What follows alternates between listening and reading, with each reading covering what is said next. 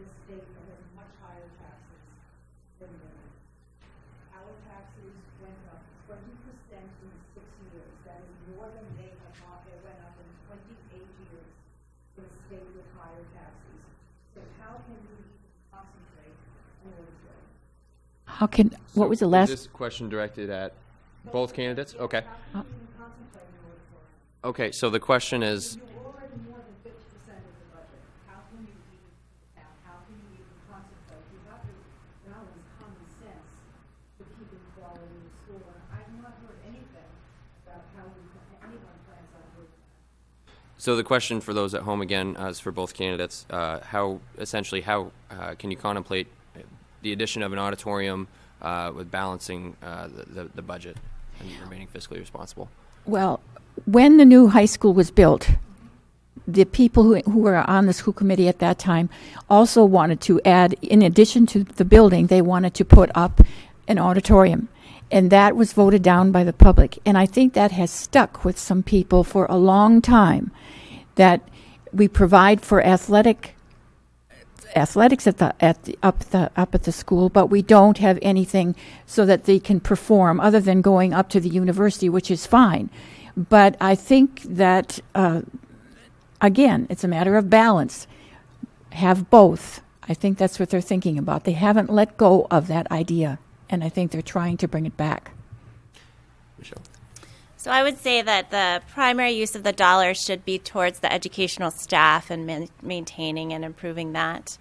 And then if we do have revenue coming in that's available for these types of infrastructure changes, great. If not, the emphasis should be put back to the educational staff. And they're going to have to make choices about it anyway. I don't know. I don't think it's a done deal, but they are considering it.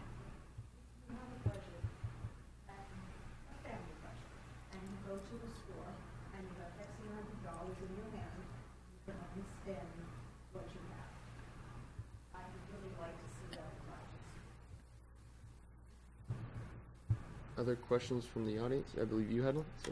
I think this coming up year is going to be a negotiation year. I'm curious what your perspective would be on contract negotiations, and I guess specifically your thoughts on using outside counsel.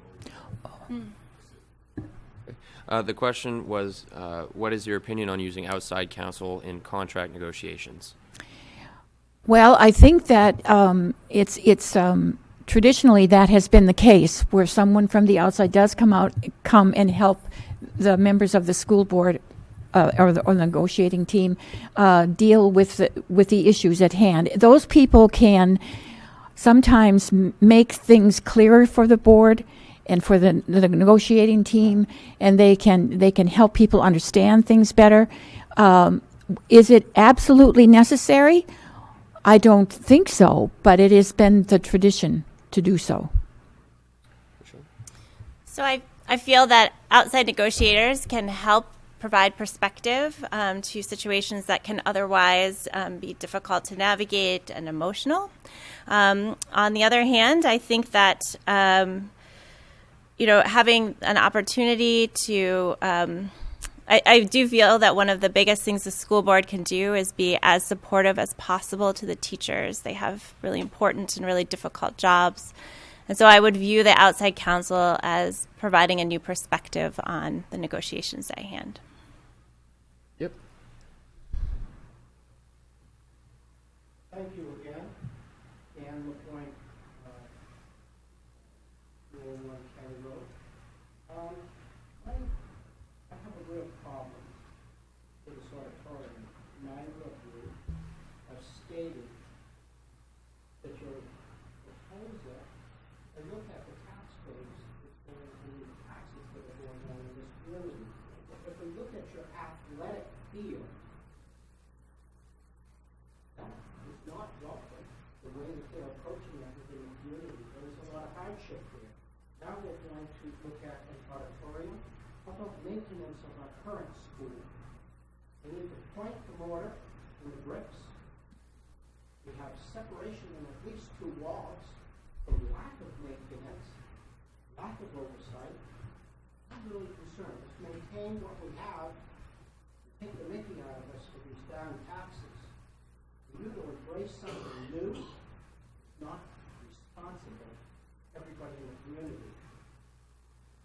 So what is your question? My question is, I need to know the statement of these two candidates, if you please, their position on this new auditorium Okay. So affects taxes. just to restate for those at home, would you be in favor of the addition of a new auditorium?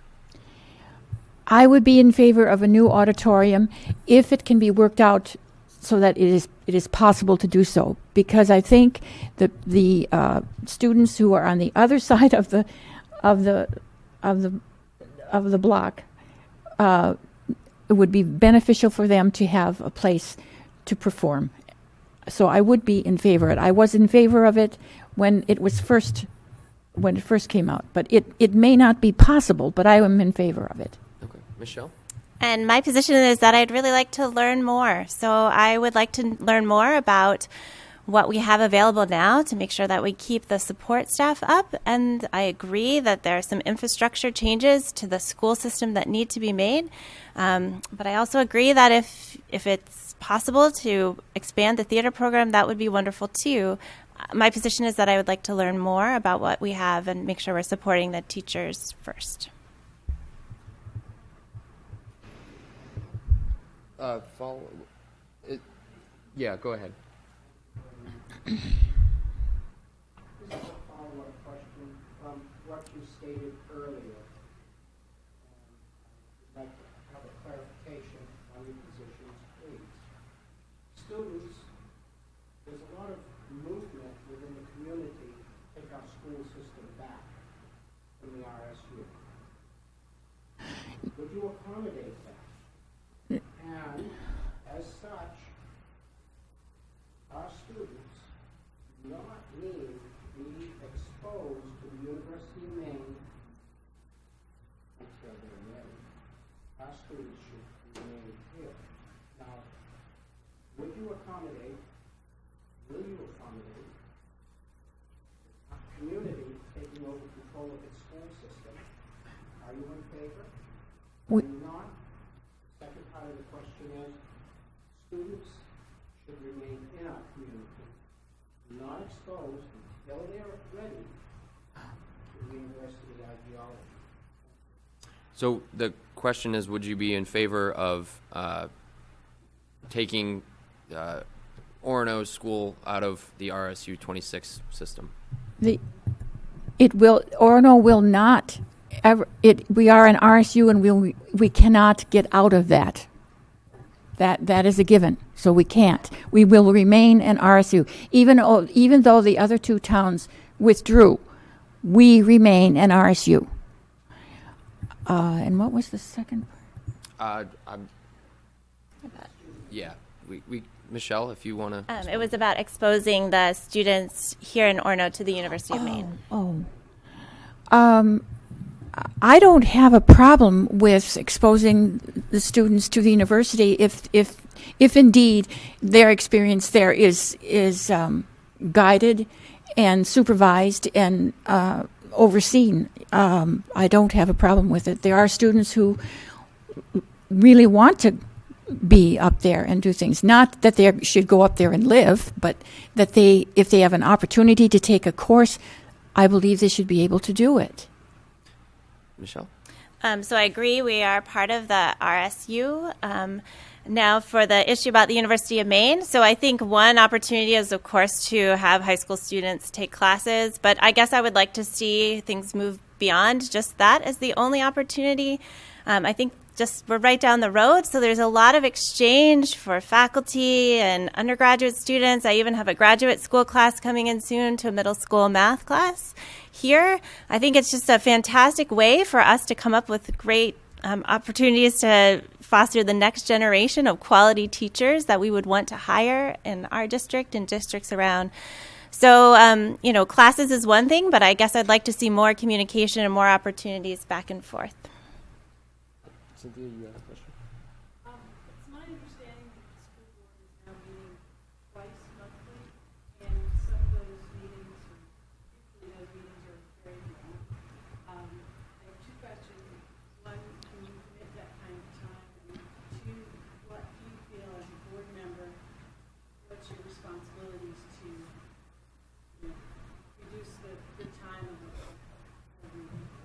So the question is two-parted. First is, can you commit yourself to the amount of time it takes to be on the school board, and what steps will you take to try to reduce the amount of time that those meetings take? Correct? Okay. Yes, I have the time to commit to this, and I think the school board has to take a look at the amount of items they have on the agenda. I think one way to reduce that amount, the amount of time, is to not put as many heavy-duty kinds of items on the agenda. That would be one way to reduce the amount of time that the meetings take. Okay, Michelle?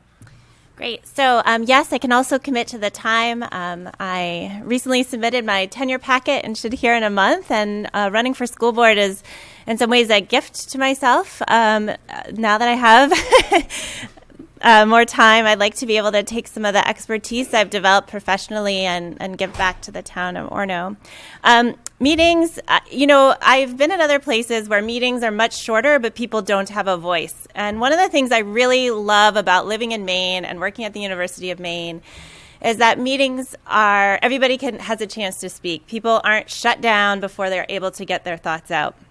So while I'm into efficiency in meetings and keeping things moving, I would not do it at the expense of not giving people a voice and being able to be heard, because I think that saves, in the end, a lot of time moving forward. Okay. We can go to a question from the sheet. How should school boards evaluate their own performances? Well, I think that people from the public who respond to the school board at meetings give them an idea of how they are doing. I think that they might even have a discussion among themselves at one time or another to talk about issues that may be looming and how are we handling them and how can we do it better. Just keep track of themselves and make sure that they continue to work together. I think the exact same way we are asking to evaluate the schools. So, if surveys are being sent out about the school system to various places, they should also be sent out about the school board so that we're learning about how we're doing and how we're perceived. I think also just having the time to make sure you're following up on communication is another excellent way. And I think, believe it or not, I think attendance at school board. So if you have a welcoming environment, if you have it set up that there's a time and people are coming and contributing in a civil manner, I think that's another way of knowing whether or not you're doing a good job. We can do another question from the sheet. Could you support a board decision that you did not vote in favor of, and why or why not? That is the responsibility of every board member, that he or she accepts decisions that he or she may not be in agreement of. But that's a standing requirement of any board member. I completely agree with Fran. Being part of things, I think healthy debate is really great. But as I said earlier, the most important thing of a functioning group is that when you walk out of the room, you are civil to each other and you really value each other's opinions. I'm all up for the debate there. I think it's good to hear what people think and why they're passionate about it. But I also feel that it's a community that's close, and that's why we all love living here. And part of that is conceding to loss and supporting things that actually sometimes turn out to be better ideas than you thought in the first place. So, yeah. Are there any other questions from the audience?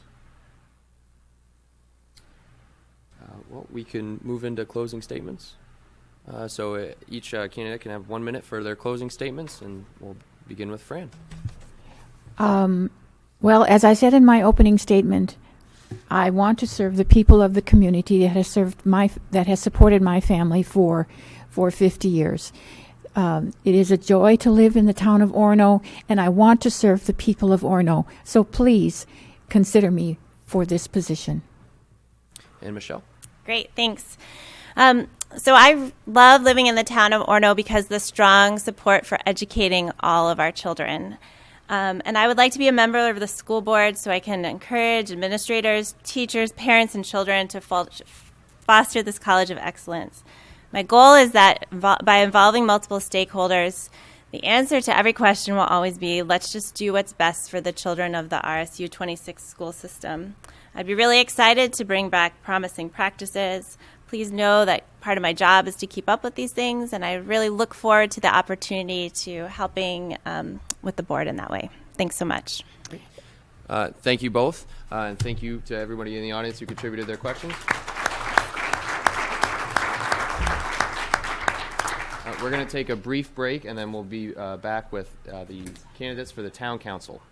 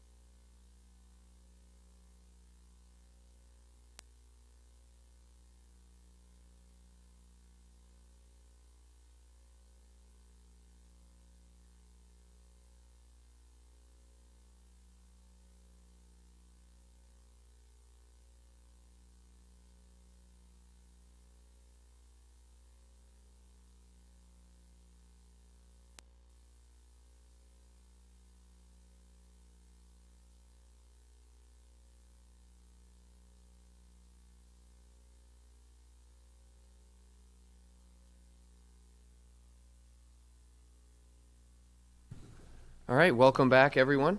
For those of you just joining us, I'm Trey Stewart, and I will be the moderator this evening. And this is Holly Bauer next to me. She will be our timer for tonight's candidates night for the town council. There are 3 candidates running for 2 seats on the town council. They are Daniel Lapointe, Clint Relier, and Thomas Spitz.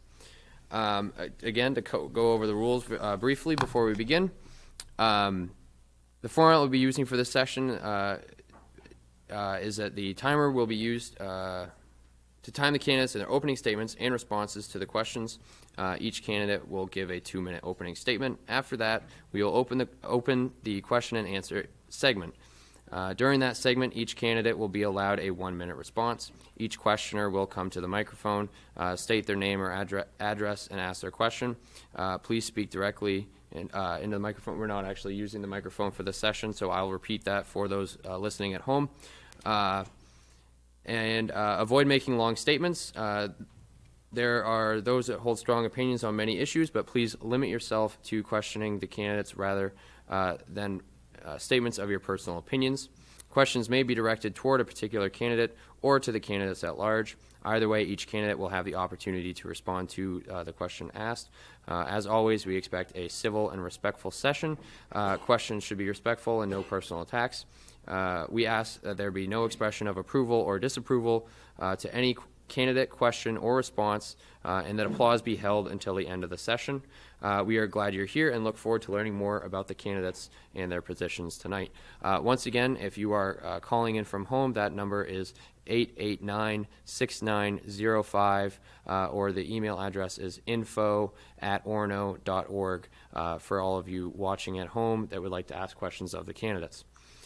So the order of this session, we will be beginning with Dan, and then going to Clint, and then finally Tom. So for opening statements, again, you have 2 minutes, and we'll begin with Dan. Thank you. I'm Daniel Lapointe, long-term resident of Orono. My family's been here for centuries, before Maine was a state. I've seen many developments, and it really bothers me what's going on. I think I can work hard and really have a good effect here in the community for everybody, for people's rights. I'm greatly concerned about something called transparency. There are several levels of this, and when property rights, personal rights, are brought to the forefront with only a week notice, and you have to be on the internet, or it isn't mailed properly, or it's hidden in a jargon, I think that's not right. Especially property rights, and citizens should be informed ahead of time. I propose that the journal, a weekly journal, be made available to the community and mailed to everybody's home as well as on the internet. Not everybody has internet access and savvy.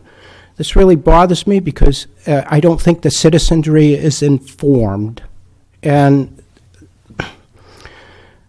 when a property right, personal right, is being challenged, or tax dollars is being spent inappropriately, or could be spent inappropriately, the citizens of the town of Orono, the residents, need to be informed. They need to have their say in ample time. Also, the town clerk and the town treasurer should be elected seats. That is wrong. I appreciate their time. Thank you. Clint? Hello, my name is Clint Relier, and I don't have a lot of problems with Orono. And in fact, it's probably the greatest place I've ever lived. And I haven't lived here for centuries. Even though I might look that old, as my students might tell you. I'm a professor in the Maine Business School at the University of Maine, which I really love being there. It's a great opportunity. And I came to Maine because I wanted to be in a community like Orono. But I had no idea how great it would be once I got here. The people in Orono welcomed me and treated me like I wasn't really from away, how you learn that you're from away. And I just think it's a great place to live, and I think we sell ourselves short. We limit ourselves. One of the things that just breaks my heart is when somebody says that We have the flagship university of the whole state of Maine here, and we want to isolate ourselves from that. That doesn't make any sense to me. Why wouldn't we, as an intelligent society, want to use every opportunity available to make our town a better town? My whole platform is to engage the students more in the community so that we all would have that source of revenue, so that the revenue doesn't stay on one part of the town where we can actually all do it. But the other part about it is there's some great people living in Orono. Why not give those students a chance to work with us, learn from us, and share with us? And so maybe the great thing that usually happens in university towns that I don't see here is that they bring their families back to raise here. We all heard that. Young people do not stay here. I looked at the comprehensive plan, and one of the things was we want to find a way to engage the students. We haven't done anything. That plan is great, but we haven't done anything. And I think that's something that I bring to the table that I have a lot of skill in. I've taught for almost 30 years. Excuse me. And I have a PhD in student engagement. I don't really, but why I say that is that's my skill. So, and I think that's what I bring in, and that's what I would want to do for Orono. I want to make this a really student-engaged community where we can really be proud of our relationship with the University of Maine. And Mike, Tom, and Mike. I am not Tom Spitz. My dad, Tom Spitz, was unfortunately unable to attend. He had a planned trip. Ryan agreed to watch the dog, and so I took him. If you'll indulge me, my dad sent me a short statement he asked me to read here. His words: I've lived in Orono for over 20 years and been employed by the University of Maine for that entire time. My two sons have gone through the Orono schools, and my wife has her practice in Orono right on Main Street. I've served on the town council for 12 years, and it has always been a rewarding experience. Over that time, there have been highs and lows for our town. We've handled everything together. We faced a loss of over $1 million in revenue-sharing funds from the state, resulting in the town needing to make cuts and find efficiencies. We managed it with only minimal tax hikes and changes in service. We saw the replacement of the Katahdin building destroyed by fire with the UCU building and additional downtown parking, adding businesses and improving our downtown. We negotiated the removal of the Basin Mill, which was acquired by the town after failure to pay taxes. The mill structure was on the verge of collapse and huge liability to the town, but through grants, the pollution at the site has been mitigated, and now the land is back on the tax rolls. In particular, I'm proud of the completion of Orono's comprehensive plan, a multi-year effort involving massive amounts of public input, residents from all backgrounds coming together to plan for Orono's future. I want to see the comprehensive plan implemented, preserving the character and the charm of Orono while improving our economic development. I'd appreciate the chance to continue this work and continue our collective investment in our community. Thank you for your time, and I hope I earn your vote. Great. And I would just say, before I scurry back to the audience, just on a personal note, as someone that did move back to Orono last year with my wife and our two young sons, I hope we can continue that character and those values in that way. Thank you, Mike. So now we'll be going into the question and answer segment of the evening. So the first question came in from either an email or phone call, email, and it is, I am concerned about the recent turnover of key managerial staff in various departments in this town. What role should council play in making sure that this trend does not continue, and what would you do to correct this situation? And we'll start with Dan. Thank you. How do I say performance? Buddy Webb. Buddy Webb was a fire chief in Orono, did a wonderful job. He was drummed out when he had medical issues. How much was spent in legal fees to deny him his right for medical attention? He won his case. The man was exemplary and gave to our community phenomenal. That has been replicated several times within our community. Recently, for whatever reason,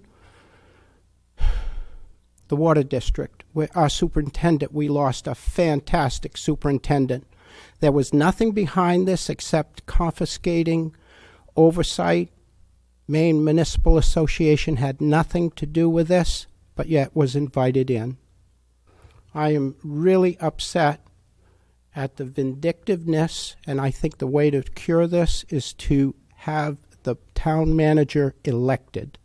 And I would like to see that happen. Thank you. And Clint? Well, I'm not totally familiar with it, but I think just from a business standpoint, one of the courses I actually teach is human resource management. I think those are procedures that should be followed, and I think as a councilman, I would want to make sure that all the right procedures were followed, that things were documented, that we didn't just have hearsay about one community or whatever, that we actually had some documentation. Maybe Yes. that also would prevent future lawsuits if what Dan said there was a lawsuit, so maybe that would be something. So I think I would bring some expertise in that area and kind of request that we have that kind of documentation so that maybe we would prevent that in the future. Any questions from the audience? Okay. So the first prepared question that we have, why do you want to serve on the council? And we'll start with Clint this time and then go to Dan.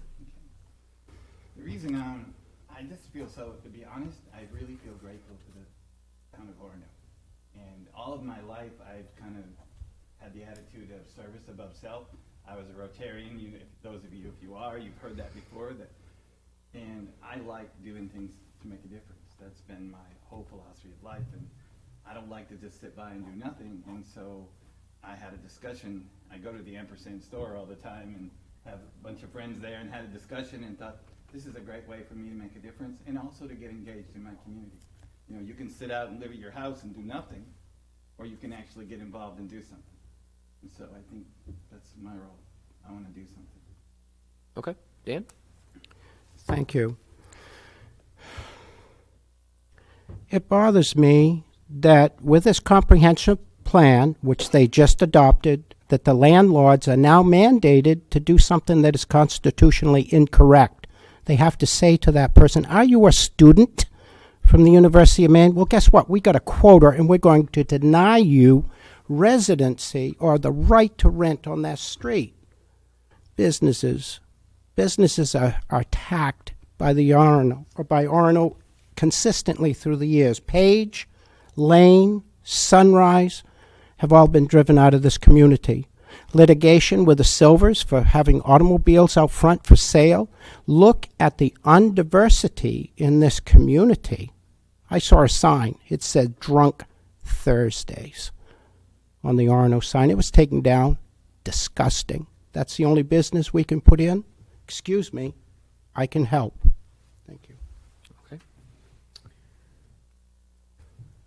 Yep, sure. Oh, sorry. I was just wondering, this idea about encouraging the UMaine students to get involved in the community, I was wondering if you had one or two things that you would really like to start with in order to encourage those bridges if you were elected to come. Well, one of the things I certainly would like to see is more internships so that students actually, there's one in the town council actually, who's one of my students, and learning a lot there. But I think there's lots of opportunities throughout the town for people to work with various businesses.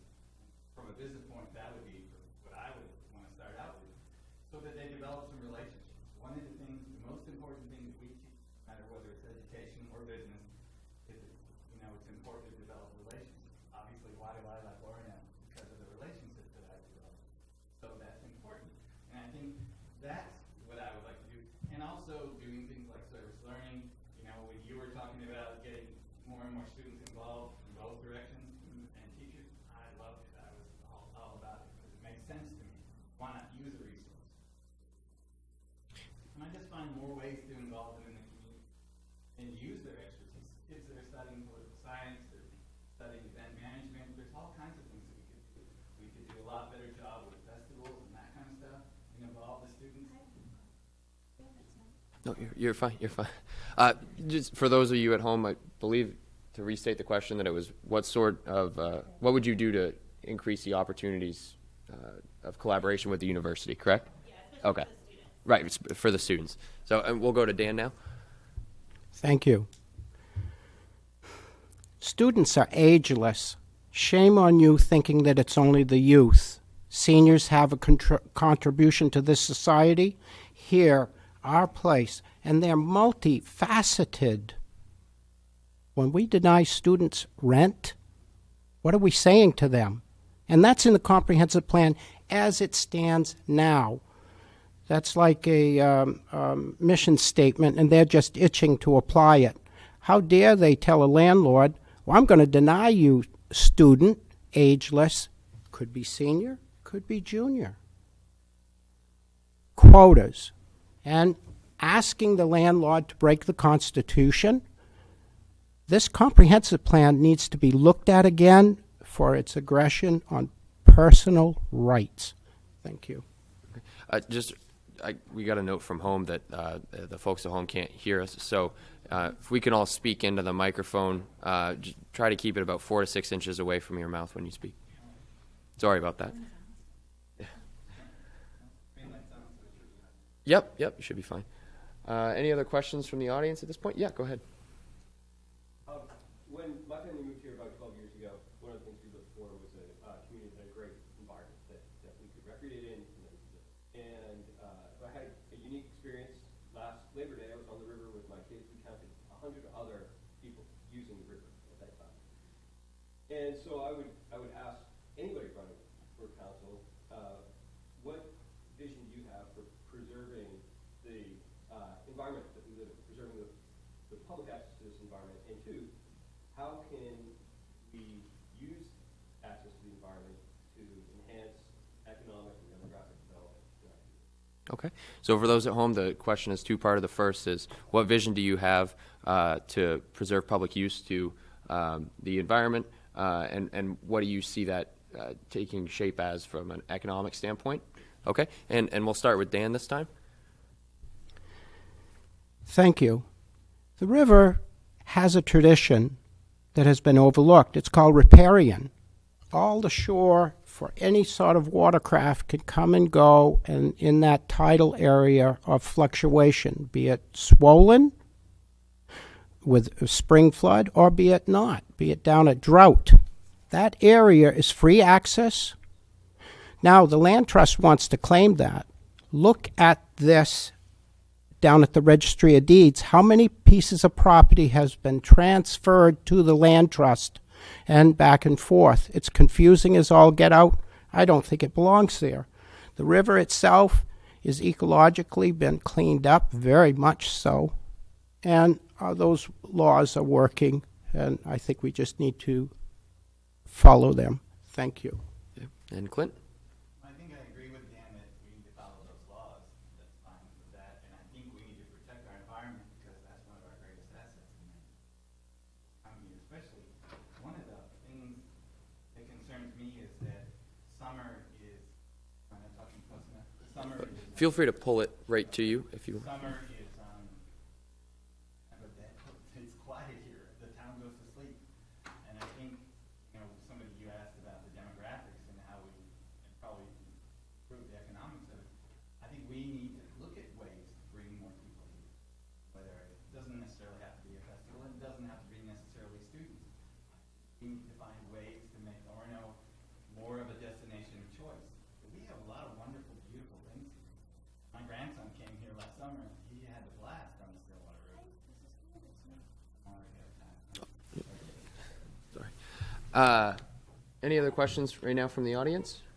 All right, I'll let him know that. Okay.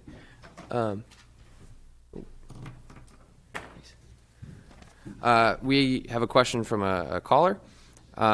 What is being done to increase programming opportunities in our parks and recreation that would service all age groups as well?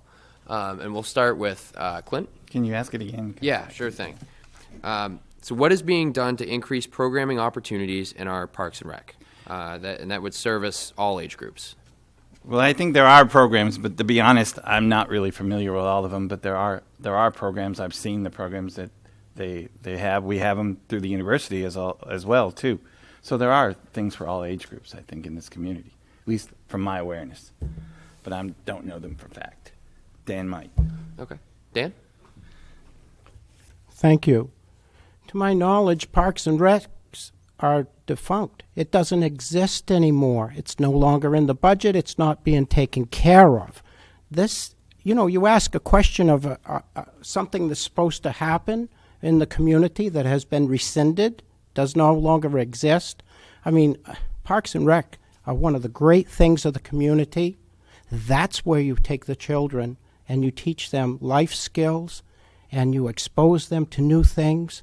I mean, just handling a canoe, doing arts and crafts, things that take the human spirit and expose it to something else better. That's where it occurs, that interaction. Thank you. Yep. I'm just curious, isn't the pool and those kind of things, aren't that run by Parks and Rec? That was pretty busy last summer. My grandson went to that. And isn't there some activities that go on the river? That's Parks and Recs. So I think I've only been here a year and a half, and I've seen that. So. Okay. Yep. So not to defend Parks and Rec, but so Parks and Rec, from my understanding, I'm not by any means a person of existence in that area, but as a active parent, and I volunteered for the soccer program through Parks and Rec. Basically, Parks and Rec needs to be self-sufficient. So if they can get enough people to pay for that program for it to run, then it can run. So the problem in the recent past is that, especially the after-school program, wasn't bringing in enough money to pay for the offset. So it basically has to be at least an even exchange of money in, money out, which is probably a great way that we can attract UMaine students to help with some of the coaching and adult supervision that some of these areas need. I would love to see that. I know that as a prior volunteer coach, it would have been extremely helpful to have some soccer knowledge at my side. So Yeah. I would really appreciate, getting that involvement. I know that, with upcoming, Learn to Skate and everything, I know that the UMaine hockey team is coming off of their season, so that might be an avenue to look at as well. So I think that as much interaction that we can get with these adults that are coming into the business industry from graduating college would be a great asset to sort of deliver to a small town like Florida. Because, I'm one of these few people who have moved back after my family. And I want my kids to have a lot of opportunities here. And I think that at the same time, I don't really want to pay more taxes. I think that we have this great revenue, or revenue, I guess, pre-revenue from the UMaine really tap into. So I don't really have any questions, just Can I add that. make any comments? Yeah, sure thing. I think in the reality, it's a win-win situation. It's a place where we all gain from each other. I mean, part of it is we are a community. And whether you like it or not, the flagship is in the middle of the community. And if you're a smart person, you maximize your resources and opportunities. And it's good for the university, as you pointed out, and it's good for the community. Great for our kids to have people that go on to be, hockey players and professional, to have them be role models and good kids. And I have lots of them in my classes, and I know that they really enjoy doing things with younger kids, and it's good for them to do that. It's good for them to learn the importance of giving back. Dan, if you'd like to respond. What a marvelous idea. Most often it's an instructor at the school who's a coach. Our Hall of Famers, which they were just talking about inducting different people, 20 years later, they recognize their efforts, some of them fantastic. Again, yes, that's a resource, but so isn't everybody in the community. And if they were to know, if it was more transparency and more information and within the community, such as a weekly journal mailed to the homes so people can take part and show where those needs are, Wow, that's fabulous. And I would like to see that. As far as the money exchange, I would like to look at this a little bit further and make sure that that's viable and well-funded. That's a treasure within the community. Thank you. Yep, sure thing. Is Martin Park run by somebody other than Park and Rec? I'm not sure. Town owned? Okay. I thought Park and Rec maintained it. Public Works maintains it? Okay. So that's all right. Any other questions? Yeah, go ahead. I was wondering what process you would go through to balance the desire not to raise taxes with the desire for services at the highest level you can get, and for citizens' request for services. So the question for those at home is, how would you balance taxes with providing services to the citizens of Orono? And I believe we'll start with Dan this time. Thank you. Diversity is not political correctness. Diversity has to do with what is available in this community. In other words, back in the 50s and 60s, days I know, there were so many businesses, the street was alive. You had theater, you had bowling, you had all sorts of activities going on within this community, diversified. You had other manufacturing within the community. Now, granted, things change, but when you aggressively shut down a business for reasons not right, you hurt the community. Diversity within the community raises the income of that community.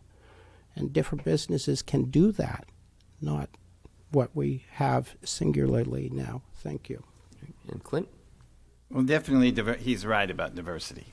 And opportunity is what we ought to be looking at. But I think to answer your question is that just like the school board, it's the same thing. You have limited income, and you have people who want a lot. And so you try to maximize the opportunity for the community with the money that you have. And you look for efficiencies. I think what the one lady said on the school board, you have to figure out ways to do it in the best way. I mean, when we teach management, we talk about being effective and efficient. We teach to do more with less, and I think everybody wants that. That's not abnormal. No one wants to pay more taxes. We pay a lot of taxes in Orono. I was really surprised, but I'm paying them. And here's one reason why I don't mind it so much, because it's a wonderful community to live in. And that's a question you have to think about. Do you want a quality community, or do you want a bare bones community? You can do that. You can cut taxes. You can have nothing. But we have to think about the future, not just about us, but the people that are to come. And we've got to think about, oops, my time is up, sorry. Any other questions from the audience right now? Okay, we'll come back to you all.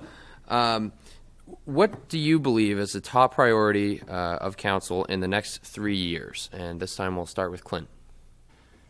Well, the same thing. I think involving the university in finding more economic opportunities for the people that live here and to bring people here. That's the bottom line. We need to find more sources of revenue so that we can share the tax load, because more sources of revenue provide more opportunities. If we keep limited the same way it is, we can't do anything more, probably. So we've got to find ways to increase the revenue to this community. Okay, and Dan? Revenue is not necessarily grants. Grants have performances that are foreign to our community. To welcome in our community other businesses of different types is very important. Orono must not be on to acquire property or be transferring property to these land trusts. Just go down to the Registry of Deeds, and every single time that happens, the tax base in the town is reduced and the burden is greatened. This could be the most fabulous retirement community in the state, but because of its taxes and its expenses, it is not.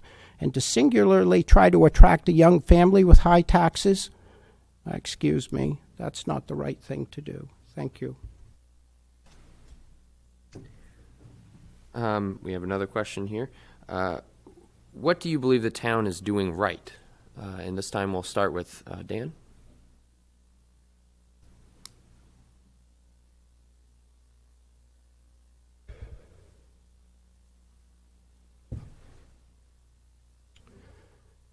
I think we have a wonderful athletic program who has posted some fantastic wins, and Bobby Sinclair ought to be patted on the back. Some of those students would not be performing if it wasn't for him. But he's only won so much soccer, so many other athletic activities for the giving through the great hearts of those individuals within our community, and to have that opportunity of competition and out on the field, hockey, whatever else, basketball. Thank you very much. I think the quality of life is something that we do really well here. And I think that I feel safe in this community. I think most people feel safe in this community. You know, it's the only place since I was a child that I didn't worry about locking my door. And I feel okay about it. It's, I remember I had a fire, a small fire, and I remember how helpful and kind the people were that worked for the fire department. I think we have great people that work in this community. I know that I live out on Forest Avenue, and every morning, whether it snows 10 inches or 15 inches or whatever it does, I can get to work because somebody plows my driveway or the road. It's always really good shape. I think we have a good community. We take care of each other. Can we do things better? Sure. But I think we have a good community. Okay. What do you think is the role of a counselor in town government? And this time we'll start with Clint. Well, I think to do the best he or she can to improve the quality of life for the people that live here. That ought to be your mission. To make this community the very best it can be. For the 3 years that you serve, that's what you ought to be looking for. What for the future? To how you can make this community a better place. And if that's your goal, if that's your passion, I think then you can make a difference. I don't think it's something where you just come and argue every week about, or every whatever, about different things, but you give some input and you have ideas and you think and you have a vision and a dream kind of what you'd like to see Orono like. Okay. Dan? Repeat the question again, please. What do you think the role of a counselor is in town government? Visionary and day-to-day. Both require a lot of work.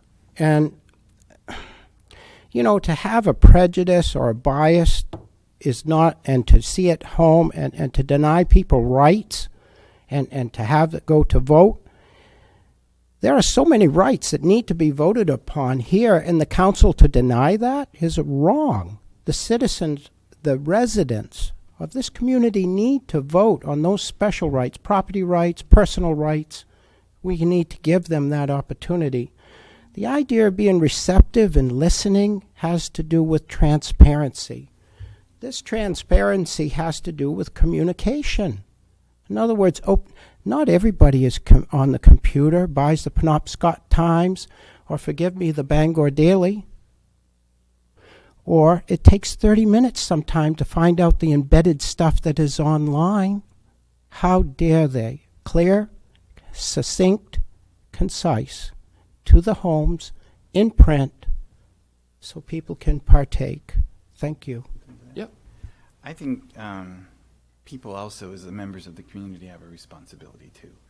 Yes, it's good to communicate, and we should. But I think people, if you're interested in what's going on, you ought to come here. You ought to be in this meeting. You ought to ask questions. You can't sit home and pontificate. You can't be a Monday morning quarterback. It's a hard job to be a councilman. I think you have to make some serious decisions. And so you want the input. One of the things that I think I'm really good at is listening. and I will listen. And I just think, but you have to take responsibility too. It's like teaching a class. You can't expect your teacher to do everything for you. You've got to engage. If you don't engage in your community, well, then you can't complain. Okay. Dan, if you'd like to respond. Yes, please. Public speaking is not everybody's forte. It's hard to organize your thoughts. Yet if you're open with an email, and mine will be available, if you're open to those queries, those responses, your telephone is always available to those in the community, you begin to listen. And it can be very simple, very quiet, and can lead to the most profound thoughts, or our community to a greater goals and greater goods. To be able to listen, that's the most important thing. It's not just one ideology here. Thank you. So the next question would be, how do you propose the town should work with decreasing state funds? And I believe we started with Dan last time. I think it is. Whoever would like to go first, go ahead. take it away.